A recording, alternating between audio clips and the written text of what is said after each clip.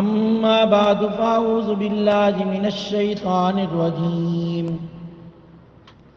بسم الله الرحمن الرحيم تبارك الذي بيده الملك وهو على كل شيء قدير الذي خلق الموت والحياة ليبلوكم أيكم أحسن عملا وهو العزيز الغفور صدق الله مولانا العظيم درود شریف پڑھ لیں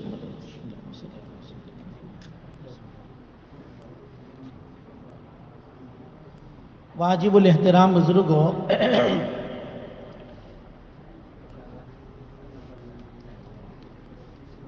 سورہ ملک کی اس آیت مبارکہ میں اللہ تبارک و تعالیٰ نے ارشاد فرمایا کہ بابرکت ہے وہ ذات جس کے قبضے قدرت میں، جس کی طاقت میں ساری دنیا آخرت کی، اور وہ ہر چیز کے اوپر قادر ہے۔ جب اس کی ذات بابرکت ہے، یہ ایک دعویٰ ہے، اور دلیل یہ ہے کہ تمام کی تمام سلطنت اس کے قبضے میں ہے، لہذا ہر چیز پر اگر اس کا نام لیا جائے وہ چیز بھی بابرکت ہو جاتی ہے۔ اور دوسری دلیل یہ بتائی کہ الذی خلق الموت والحیات، اللہ وہ ذات ہے کہ جس کے قبضے میں ساری سلطنت، سارا پاور، ساری طاقت ہے۔ اس نے موت کو بھی پیدا کیا ہے، زندگی کو بھی پیدا کیا ہے۔ زندگی سے پہلے موت کا تذکرہ ہے، سورہ بقرہ میں ہے وَكُنْتُمْ أَمْوَاتًا فَأَحْيَاكُمْ، تم پہلے مرے ہوئے تھے، پھر ہم نے زندہ کیا تم کو، پھر جو ہے تم کو ہم موت دیں گے، پھر تم کو زندہ کریں گے، اور ہماری طرف تم تمام کو لوٹ کر آنا ہے۔ موت ایک ایسی اٹل حقیقت ہے کہ آج تک کسی نے اس کا انکار نہیں کیا اور نہ کوئی کر سکتا ہے۔ وہ ہر ایک کو آنی ہے، جو بھی اس دنیا میں آیا ہے اس کو دنیا سے جانا ہے، یہ بالکل پکی بات ہے۔ باقی رہنے والی ذات صرف اللہ تعالیٰ کی ہے۔ کل من علیہا فان وَيَبْقَى وَجْهُ رَبِّكَ ذُو الْجَلَالِ وَالْإِكْرَامِ، ہر چیز فانی ہے، ہر چیز فنا ہونے والی ہے، باقی رہنے والی ذات صرف اللہ تعالیٰ کی ہے۔ اللہ مجھے آپ کو اس کا استحضار عطا فرمائے۔ اسی لیے حدیث میں آتا ہے اکثروا ذکر حازم اللذات الموت، لذتوں کو توڑنے والی چیز موت کو کثرت سے یاد کرو۔ جو آدمی موت کو کثرت سے یاد کرے گا وہ لذتوں سے اور جو ہے خواہشات سے، گناہوں سے، حکم عدولی سے، نافرمانی سے بچا رہے گا، کیونکہ اس کے پیش نظر موت ہے۔ اس لیے یہ جتنے بھی پرندے ہیں، چرندے ہیں، ہر وقت اللہ تعالیٰ کی تسبیح تحمید میں لگے ہیں، ہر وقت یہی جو ہے ترانہ گاتے ہیں کہ ہر صبح کو طائران خوش الحال کل من علیہا فان، ذات معبود جاودانی ہے، باقی جو کچھ ہے وہ فانی ہے۔ ذات معبود جو ہے اللہ کی ذات، وہی جو ہے زندہ رہنے والی ہے، باقی جتنی بھی چیزیں ہیں وہ سب ختم ہونے والی ہیں، سب۔ اب موت کب آئے گی، کہاں آئے گی، وہ کسی کو نہیں معلوم۔ وما تدری نفس بأی ارض تموت، کون سی سرزمین میں ہماری موت لکھی ہوئی ہے ہمیں نہیں معلوم۔ آدمی پیدا کہاں ہوتا ہے، مرتا کہاں ہے؟ اس لیے حدیث میں آتا ہے کہ جب بچہ پیدا ہوتا ہے اور اس کا نطفہ اس کی ماں کے رحم میں قرار پاتا ہے، اللہ تبارک و تعالیٰ فرشتوں کے ذریعے وہ مٹی اور وہ خاک جہاں پر اس کو مدفون ہونا ہے، وہ مٹی کے آثار اس کے اوپر چھڑک دیے جاتے ہیں۔ اسی لیے کہ وہی پہنچی خاک جہاں کا خمیر تھا، یہ ایک مثل مشہور ہے کہ وہیں پہ پہنچی خاک جہاں کا خمیر تھا۔ تو یہ جو ہے وہ فرشتوں کا ایک چھڑکاؤ ہے اور اس کا یہ اثر ہے کہ آدمی پیدا کہاں ہوتا ہے اور مرتا کہاں ہے۔ تو جہاں اس کی موت ہوتی ہے وہیں کی خاک لا کر اس پر چھڑکی جاتی ہے اور اس کی موت وہاں ہوتی ہے۔ حدیث میں اذا قضى اللہ لعبد، جب اللہ تبارک و تعالیٰ کسی بندے کے لیے موت کا فیصلہ کر دیتے ہیں، اذا قضى اللہ لعبد، تو اس کے لیے اس جگہ کو کسی دینی یا دنیاوی جعل لہو حاجتن یا جعل لہو الیہا حاجتن، اللہ تعالیٰ اس کے لیے دینی یا دنیاوی کوئی ایسی ضرورت اس کے لیے جو ہے مہیا کر دیتے ہیں کہ آدمی پھر وہیں پہنچ جاتا ہے، دین کے کام سے پہنچتا ہے یا دنیا کے کام سے پہنچتا ہے، بہرحال کوئی نہ کوئی بہانہ ہوتا ہے کہ بھئی چلو ہم افریقہ جاتے ہیں ہماری گھر والوں سے ملاقات کرنے کے لیے، وہاں آ گیا دنیاوی ضرورت کے لیے۔ کوئی کہ بھئی اللہ کے راستے میں جاتے ہیں، چلو جماعت میں نکل گئے، وہاں پہنچ گئے۔ اور ہم نے دیکھا ہے کہ کتنے لوگ جماعت میں گئے وہاں انتقال ہو گئے۔ کوئی بیچارے جو ہے افریقہ آئے تھے اپنے رشتہ داروں سے ملنے کے لیے، رہتے پوری زندگی ہندوستان میں اور یہاں آ کر ان کا انتقال ہو گیا۔ اذا قضى اللہ لعبد، جب اللہ تعالیٰ بندے کے لیے موت کا فیصلہ کرتے ہیں، اس کے لیے اس جگہ کے لیے ایسی دنیا دینی حاجت پیش کر دیتے ہیں، آدمی وہاں پہنچ جاتا ہے اور پھر وہاں اس کا انتقال ہوتا ہے اور اس کو پتہ بھی نہیں ہوتا کہ میں یہ سفر میں آیا ہوں، اب یہاں سے میں واپس بھی جاؤں گا کہ نہیں۔ آگاہ، اسی لیے وہ شاعر کہتا ہے نا، آگاہ اپنی موت سے کوئی بشر نہیں، سامان 100 برس کا ہے پل کی خبر نہیں۔ آدمی کو ہر وقت تیار رہنا چاہیے۔ اسی لیے حضرت مولانا شاہ ولی اللہ صاحب رحمت اللہ علیہ فرمایا کرتے تھے اور بڑے عجیب کیفیت کے ساتھ فرماتے تھے۔ حضرت مولانا ابرار صاحب نے اپنی کتاب میں لکھا ہے کہ میرے شیخ ہوتے ہیں، ان کے اس انداز بیان کی کیفیت ہی کچھ الگ ہوتی تھی۔ وہ ہر وقت یہ کہا کرتے تھے کہ بھئی چلو ہم پیدا ہو گئے نا، پیدا ہو گئے نا تو مرنا ضرور ہے۔ اب ایسا تو ہے نہیں کہ واپس جانا ہے، پیدا ہو گئے ہیں تو مرنا ہے اور یہ بالکل ضروری ہے۔ جب مرنا ضروری ہے تو پھر مرنے سے پہلے اللہ تعالیٰ کی معرفت، اللہ تبارک و تعالیٰ کی جو ہے محبت اپنے دل میں پیدا کر کے مرو۔ یہ زندگی کا جو لمحہ اور زندگی کے جو اوقات اللہ نے دیے ہیں، اس میں خدا کی معرفت کو اور اللہ کی محبت کو اپنے دل میں پیدا کرو، اپنے دل میں پیدا کرو، ایسا کہتے ہیں۔ اس لیے کل میں نے بتایا نا کہ اللہ تبارک و تعالیٰ نے موت کو جو پیدا کیا ہے اس میں بھی اس کی حکمت ہے۔ جتنی بھی چیزیں پیدا کی ہیں اس میں کچھ نہ کچھ حکمتیں ہیں۔ اس میں ایک حکمت میں نے بتائی تھی کہ یہ موت ایک پل ہے، ذریعہ ہے اللہ تبارک و تعالیٰ سے ملنے کا۔ اور اللہ تعالیٰ جب آخرت میں آدمی جاتا ہے تو نیک لوگوں کو نیکیوں کا صلہ دیں گے، کیونکہ اس کی نیکیاں اتنی زیادہ ہے کہ اس کا بدلہ دنیا میں ہم دے ہی نہیں سکتے۔ دنیا اس بدلہ کی جگہ کا جو ہے محل ہی نہیں ہے۔ وہ جگہ، وہ جو ہے بدلہ اور اس کی نعمتیں اس دنیا میں سمائی نہیں جا سکتی۔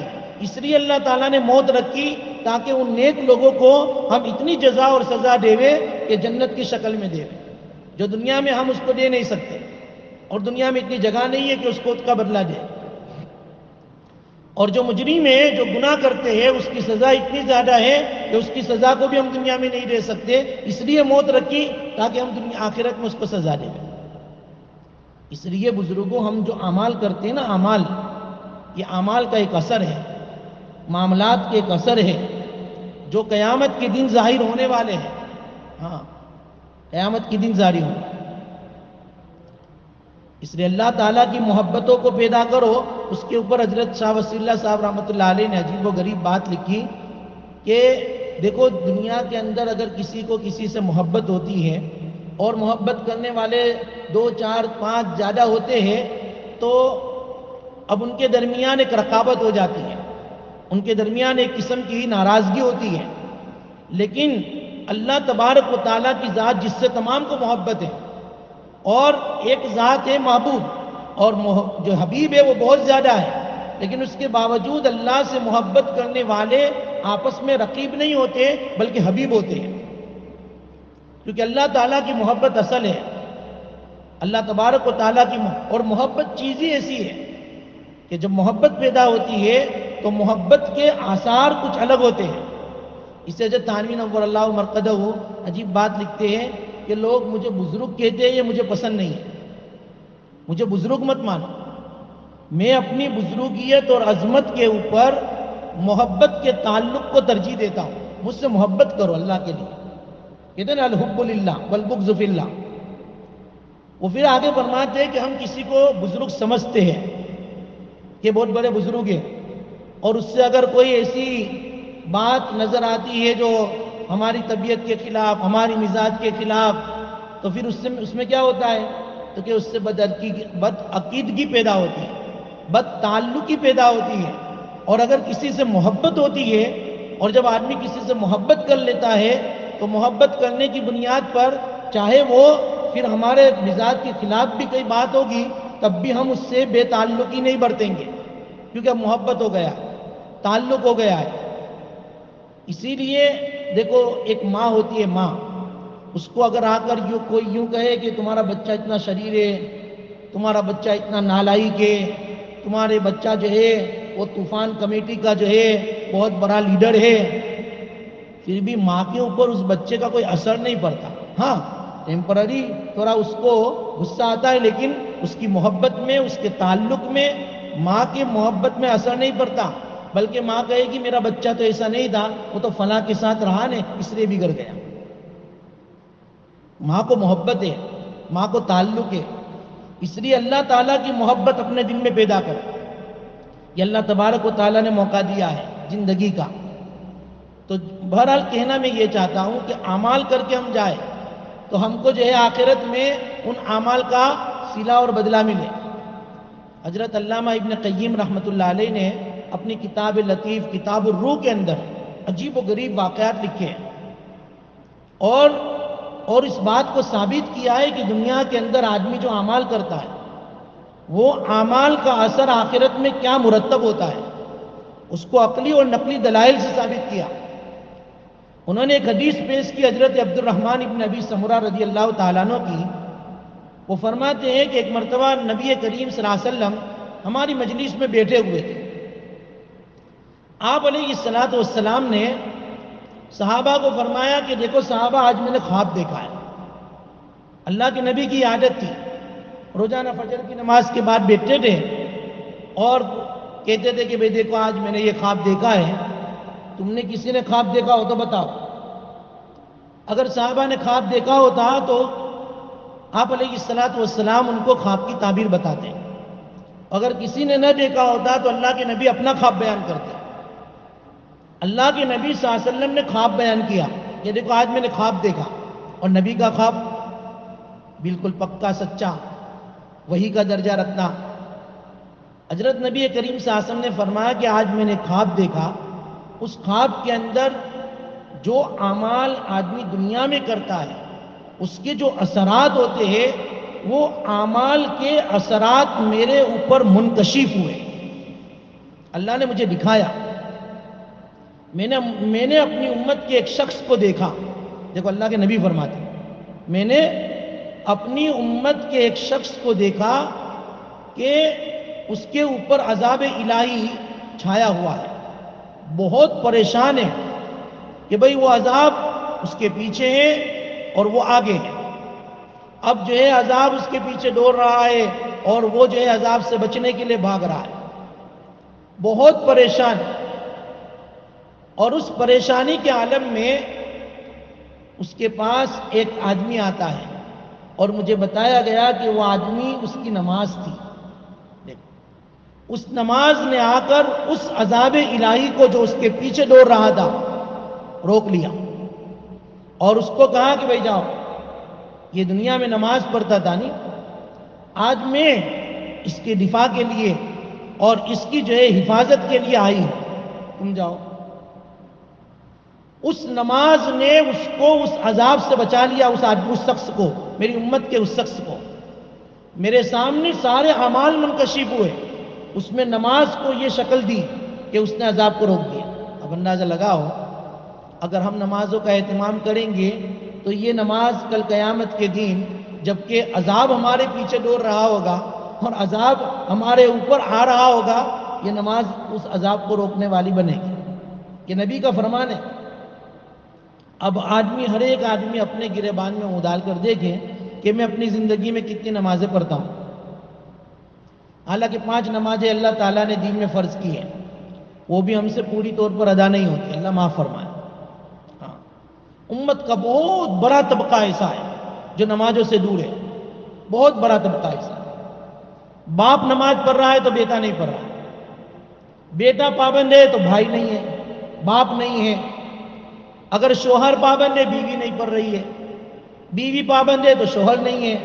ہر گھر کی یہ کہانی ہے، ہر گھر کی، الا ماشاء اللہ کچھ گھرانے ایسے ہوں گے کہ جس میں شوہر بھی، بیوی بھی، بچے بھی، اس کے چچا بھی، ماموں بھی، خالو، سب اعمال کے اندر، عبادات کے اندر لگے ہوئے ہیں۔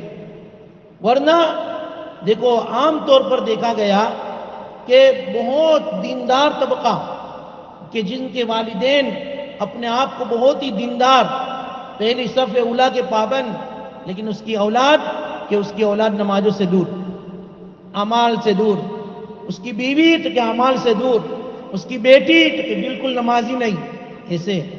ایسے کئی گھرانے ایسے، اس لیے ہمیں فکر کرنی ہے۔ ہاں، اس لیے نبی علیہ السلام کو سب سے پہلا حکم وَأْمُرْ أَهْلَكَ بِالصَّلَاةِ، کیا کہا؟ اے نبی، اپنے گھر والوں کو نماز کا حکم دو۔ دیکھو کس کو کہا جا رہا ہے؟ سرکار دو عالم صلی اللہ علیہ وسلم کو، جن پر نماز کے احکامات اتر رہے ہیں۔ اللہ تبارک و تعالیٰ کی طرف سے حکم ہے کہ آپ اپنے گھر والوں کو نماز کا حکم دو۔ ہماری سب سے بڑی کوتاہی یہ ہوتی ہے، اللہ معاف کرے، ہم نماز پڑھ تو لیتے ہیں لیکن ہم اپنے گھر والوں کی فکر نہیں کرتے، اپنے بچوں کی فکر نہیں کرتے۔ ہاں، دکان نہ جانے پر فکر کریں گے، اس کے جو ہے کاروبار نہ کرنے پر فکر کریں گے، یا دنیاوی اعتبار سے اگر جو ہے وہ ڈگری لینے میں کمی کوتاہی کرتا ہے، اس میں محنت نہیں کرتا ہے، بڑی سختی برتیں گے۔ لیکن نماز نہ پڑھنے پر کوئی سختی نہیں۔ کوئی باپ اپنے بیٹے پر غصے نہیں ہوگا کہ بھئی تو نے نماز کیوں نہیں پڑھی۔ ہاں، ایسے بہت سارے باپوں کو ہم نے دیکھا ہے جو اپنے بیٹوں پر اس لیے تو غصے ہوئے ہیں کہ اس نے کاروبار میں گھاٹا کیا، نقصان کیا، دکان نہیں جا رہا ہے، یا پھر جو ہے اسکول کے زمانے میں اسکول میں دھیان نہیں دے رہا ہے، اس میں بڑے غصے ہوں گے۔ لیکن بہت کم والدین ایسے ہوں گے کہ جو نماز نہ پڑھنے پر، اعمال نہ کرنے پر اپنے بچوں کے اوپر غصے کا اظہار کیا ہوگا، بہت کم۔ ہماری فکر ہے قیامت کے دن اللہ تبارک و تعالی ہمیں پوچھیں گے، کلکم راعٍ وکلکم مسئول عن رعیتی، پوچھا جائے گا ہم نے تو تم کو نگران بنایا تھا، گھر کا بڑا بنایا تھا، تم نے اپنے گھر والوں کی کیا فکر کی، چلو بتاؤ۔ اس لیے آدمی اپنی نمازوں پر مطمئن نہ ہو، اپنی عبادت پر مطمئن نہ ہو کہ میں نے اتنے سارے اعتکاف کر لیے، میں نے اتنی ساری نمازیں پڑھ لی، میں نے اتنے سارے جو ہے قرآن کی تلاوت کر لی۔ ہاں، تم نے کی الحمدللہ، تمہارے گھر والوں نے، تمہارے بیٹوں نے، بیٹیوں نے، تمہارے ماتحت میں رہنے والوں نے کیا کیا، اس کی فکر کی تم نے؟ اگر کی ہے تو الحمدللہ، ہم جو ہے بڑی، لیکن نہیں کی ہے، صرف ہماری عبادت پر ہم نے زور دیا اور اطمینان پر بیٹھے رہے، قیامت کے دن پوچھو گے۔ ہاں، اس لیے نبی کریم صلی اللہ علیہ وسلم نے فرمایا، میں نے اپنی امت کے ایک شخص کو دیکھا، دیکھو دوسرے شخص کو، اس کو تو دیکھا ہی، دوسرے ایک شخص کو دیکھا جو بہت پیاسا، اور پیاس کی وجہ سے اس کے ہونٹ خشک ہو رہے ہیں، زبان اس کی خشک ہو رہی ہے، اور اس پیاس کی حالت میں وہ بے قرار بے چین. میں نے دیکھا کہ وہ پیاس کی شدت میں بے قرار تھا بے چین تھا کہ اچانک اس کے پاس روزہ آیا. جو دنیا میں وہ روزے رکھتا تھا اس روزے نے آ کر اس کو سیراب کیا, اس کو پانی سے سیراب کیا. اس کے ہونٹ جو خشک تھے وہ نیلے ہو گئے اور وہ سیراب ہو گئے. اللہ کے نبی صلی اللہ علیہ وسلم نے دیکھا کہ روزہ اس شکل میں آیا اور اس کو پانی پیش کیا. میں نے عمل کے اثرات دیکھے. دیکھو روزہ سیرابی کو جو وہ خشک پیاس کو دور کر رہا ہے قیامت کے دن, حالانکہ پیاسا ہے آدمی. ہمارے کتنے نوجوان ایسے ہیں کہ رمضان کا مہینہ آتا ہے روزے نہیں رکھتے, اور پھر پوچھنے پر بتا دے یار برداشت نہیں ہوتا ہے. حالانکہ ایسے نوجوان کو کسی کا نام تو نہیں لینا چاہیے, جب مجھے پتا چلا تو میں نے ان سے بس اس ہمدردی کی وجہ سے کہ بھئی دیکھو رمضان بھی اب آ رہا ہے الحمدللہ, لیکن وہ ان کو میں نے کہا نہیں کہ آپ کے بارے میں نے سنا ہے کہ آپ روزے نہیں رکھتے ہیں. بس ایسے ہی روزے کی فضیلت بتائی, باتیں ہوئی, تھوڑی بے تکلفی ہوئی, تو پھر وہ خود ہی بولنے لگے مفتی صاحب مہاراجی رکھا تھا نا جی روزہ یار. حالانکہ بالکل مضبوط جوان آدمی, برا بھی نہیں, جوان. کسی اور علاقے کی بات نہیں کر رہا ہوں, اسی علاقے کی. ایسی ملاقاتیں ہوتی ہیں, یہ جب جماعتوں میں ہم جاتے ہیں ملاقاتیں ہوتی ہے, گھر گھر کی ملاقات ہوتی ہے. یہ جو جماعت والے فکر کرتے ہیں نا بھائی ہر گھر کی ملاقات میں, اس میں ایسے ایسے افراد کی ملاقاتیں ہوتی ہیں. پھر ان کو ترغیب دی جاتی ہے اور اعمال پر کھڑا کیا جاتا ہے.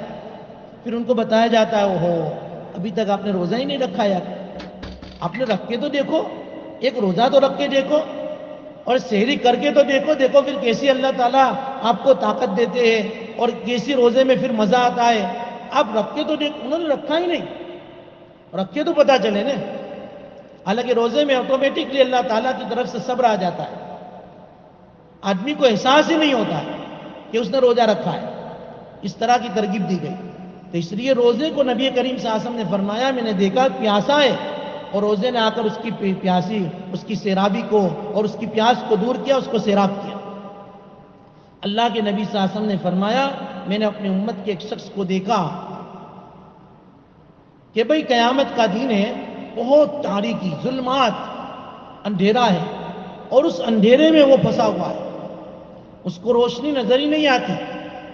اب روشنی کی تلاش میں ہے کہ کہیں روشنی مل جائے, کہ اچانک اس کے پاس اس نے اپنی زندگی میں جو حج کیے تھے, اس نے اپنی زندگی میں جو عمرہ کیے تھے, وہ حج اور عمرہ اس کے پاس جو ہے روشنی کی شکل میں آیا, اور اس کی تاریکی کو, اس کی ظلمات کو جو اس کے اوپر چھائی ہوئی تھی دور کر دی, اور اس حج اور عمرہ کی عمل نے اس کو ایک روشن جگہ دکھا دی. یہ عمل کا اثر نبی کریم صلی اللہ علیہ وسلم نے خود دیکھا ہے خواب میں, اور امت کو اس کو بتایا ہے کہ دیکھو یہ عمل ہے.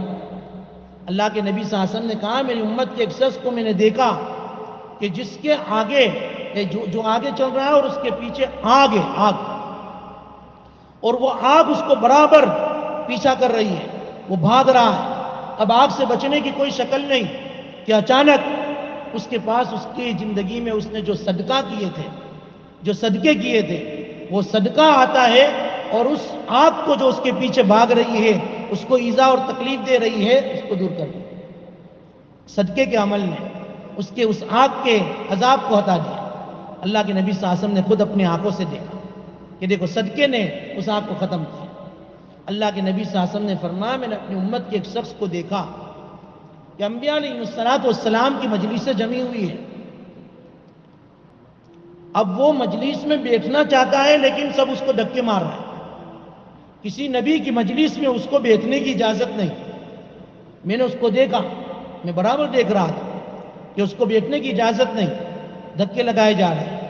کہ اچانک اس کا غسل جنابت والا عمل, دیکھ آدمی جو ناپاک ہوتا ہے اور پھر غسل کرتا ہے, احتلام ہو جاتا ہے پھر غسل کرتا ہے, حالانکہ بہت مشکل لگتا ہے آدمی کو, لیکن بس اللہ کا حکم ہے ناپاکی کو دور کرنا ہے, پاکی حاصل کرنی ہے, ایک حکم خداوندی سمجھ کر اس عمل کو کرتا ہے.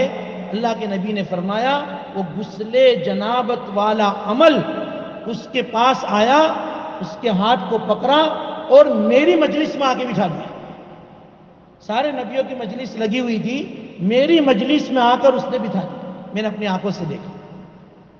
علامہ ابن قیم رحمۃ اللہ علیہ نے عجیب عجیب باتیں لکھی، اللہ کے نبی صلی اللہ علیہ وسلم کے خواب دکھے اور آپ علیہ السلام نے فرمایا کہ میرے اعمال کو دیکھا ہے اس طرح۔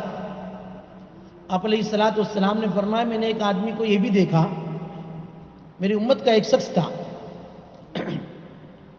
میں نے دیکھا کہ اس کے اور اللہ تبارک و تعالیٰ کے درمیان حجاب ہے، حجاب پردہ ہے۔ اب وہ بڑا پریشان ہے، اللہ تبارک و تعالیٰ اس کا دیدار نہیں ہو رہا ہے، اللہ تبارک و تعالیٰ کے قریب وہ نہیں جا رہا ہے، حجاب ہے۔ اب وہ پریشانی کے عالم میں تھا کہ اس کا حسن خلق والا عمل، جو اس نے اچھے اخلاق دنیا میں دکھائے تھے، دیکھو بات بہت بڑے باخلاق ہوتے ہیں، جس سے بھی ملتے ہیں خوشی کا اظہار کرتے ہیں، چہرے پر خوشی ہے نا۔ میں نے اخلاق کی تعریف بتائی تھی، بسط الوجہ، کہ چہرہ ہمیشہ خوش خرم ہونا چاہیے، یہ باخلاق کی اور باخلاق ہونے کی ایک نشانی ہے۔ جو آدمی باخلاق ہوتا ہے اس کے چہرے پر خوشی ہوتی ہے، ہاں، اور جو بد اخلاق ہوتا ہے اس کا چہرہ ہمیشہ اتریلی کڑی کی طرح ہوتا ہے، اس کے چہرے کو دیکھ کر اس سے بات کرنے کا موڈ نہیں ہوتا ہے، دیکھو کہ یار ابھی کچھ بول دے گا۔ اور جو خوش و خرم ہوتا ہے بلکہ اس سے بات کرنے کو جی چاہے کہ نہیں، آدمی بات کرے دل خوش ہو جائے، یہ باخلاق کی علامت ہے۔ تو باخلاق حسن خلق والا عمل آیا اور اس حجاب کو جو اس کے اور اللہ کے درمیان تھا ہٹا دیا اور اللہ سے اس کو ملا دیا۔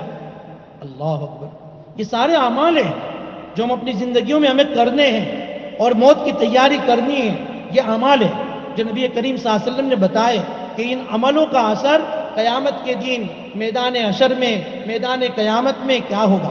یہ اللہ کے نبی صلی اللہ علیہ وسلم نے اور بھی بتایا کہ میرے ایک امت کے ایک شخص کو دیکھا کہ بیچارہ جو ہے ادھر ادھر جا رہا ہے، کسی سے بات کرتا ہے تو کوئی اس سے بات نہیں کرتا، ادھر جاتا ہے وہ بھی اس سے بات نہیں کرتا، ہر ایک سے اس کا قطع تعلق کرا دیا، کوئی اس سے بات نہیں کرنے کے لیے تیار نہیں۔ صلہ رحمی والا عمل آیا، دیکھو صلہ رحمی، جو رشتے ناتوں کے ساتھ ہم تعلقات رکھتے ہیں نا، ایک بھائی کا بھائی کے ساتھ، ایک شوہر کا بیوی کے ساتھ، ایک باپ کا بیٹے کے ساتھ، ایک بھائی کا اپنی بہن کے ساتھ، یہ سارے تعلقات ہیں جو ہم نے نہیں بنائے، اللہ نے بنائے، ہاں اللہ نے بنائے۔